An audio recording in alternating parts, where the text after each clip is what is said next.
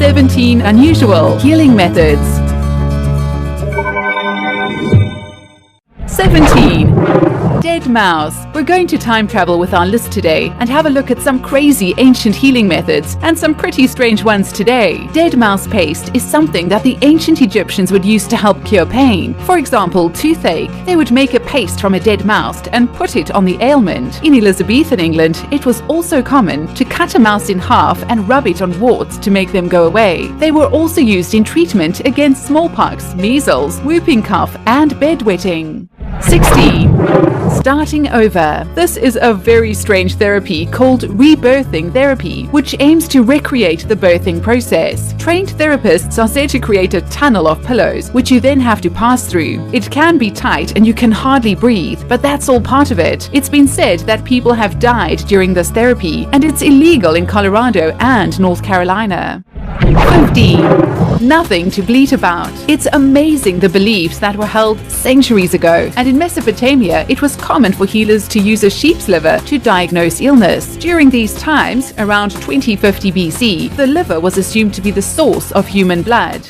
14. That's the spot. G-spot activation therapy is actually a thing, and as the G-spot is quite an elusive organ, scientists have discovered a way to make it bigger, therefore easier to find. The only requirement is women have to know where their G-spot actually is. Otherwise, no therapy for you. Overall, 87% of recipients have been extremely happy with the results. 13.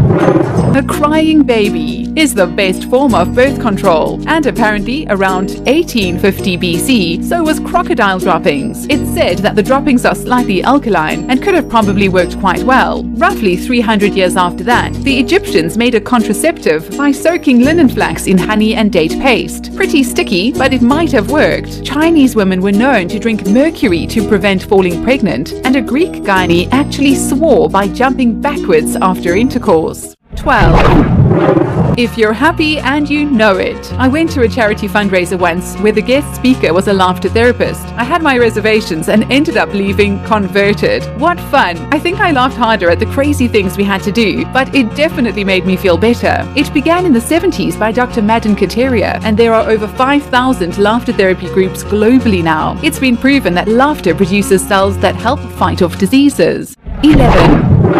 Keep your lips sealed. That's what you would have done back in the 18th and 19th century if you had a stutter. Otherwise, doctors would cut off half of the patient's tongue. It of course never worked, and many patients died by bleeding to death. 10. Be careful. A treatment that has been used with the ancient Egyptians and is still practiced today is called apitherapy. In a nutshell, getting stung by bees to cure ailments. Ancient Egyptians used it as a treatment for arthritis, and today for a vast variety of ailments. Many patients have their own bees, which they just hold with tweezers to sting themselves. Some patients sting themselves as many as 80 times every day. 9.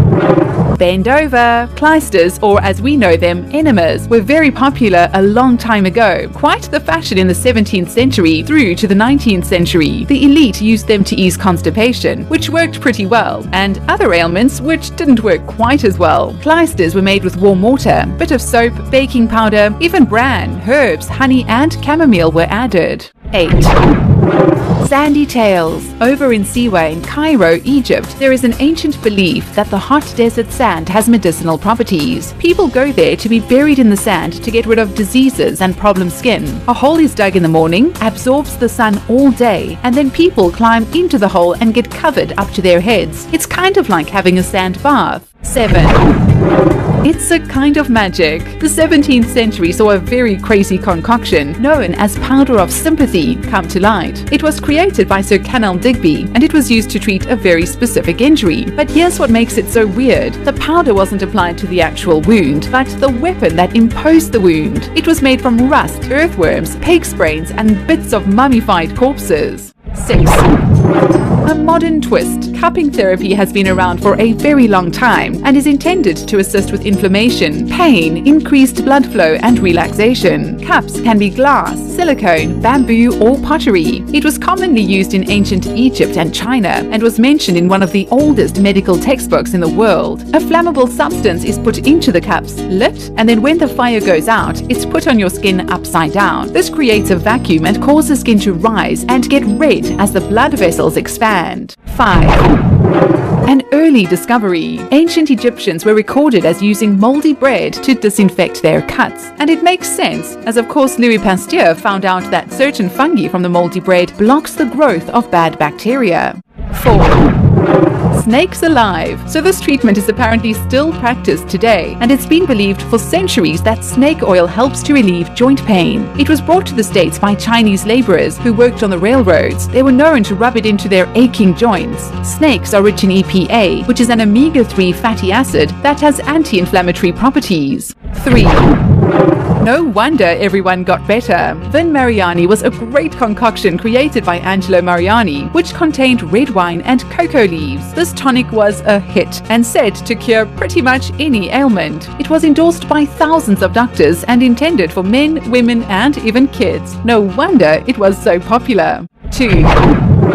Sealed in tight. Glad this was not something that stuck around for too long. During the Middle Ages, many believed that like cured like. For example, they thought the Black Death was caused by vapors in the air, and to fight them one could use a similar stink. So it was encouraged for people to keep their farts in a jar, and if they felt like they were getting sick, to take a whiff of their farts. Of course it didn't work, but I imagine they were desperate to try anything, as the plague killed between 30 and 60% of Europe's population during that time. And now for number 1. But first, be sure to subscribe for new videos every day. Try something new. If you're not too squeamish, then why not try using maggots to heal your wounds? They thrive on rotting food, so why not use them on rotting flesh? It used to be a very popular method to clean out infected wounds a long time ago, and it seems to be coming back. The maggots eat the infected tissue, kill bacteria, and help heal the wound. Once the wound is clean, they are removed. No thanks.